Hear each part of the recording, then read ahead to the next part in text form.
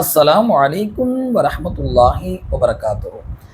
ஆயத்துல் குர்சி சின்ன குழந்தைங்களுக்கு கூட தாய்மார்கள் சிறு பிராயத்திலே என்ன பண்ணுவாங்க, கற்றுக் கொடுத்துருவாங்க. ஆயத்துல் குர்சியில் அல்லாஹ் தஆலா என்ன சொல்லி இருக்கிறான் அப்படின்றத நம்ம தெரிஞ்சுக்க முயற்சி செஞ்சுருக்கிறோமா?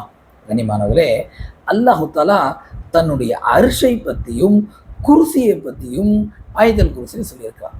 ஆயிஷா ரலியல்லாஹு அன்ஹா சொல்கிறாங்க, குருசி எவ்வளோ பெருசுன்னு சொன்னாக்கா, ஒரு பாலைவனத்தில் நம்ம கையில் போடுற ஒரு ரிங்கை தூக்கி போட்டாக்கா எப்படி அந்த ரிங்கு காணா போயிடுமோ அந்த அளவுக்கு 7 வானத்தையும் 7 பூமியும் ரிங்காக ஆக்கி குருசியில் போட்டேன்னு சொன்னாக்கா பாலைவனத்தில் காணா போன ரிங்கு மாதிரி 7 வானமும் 7 பூமியும் காணா போயிடுமா.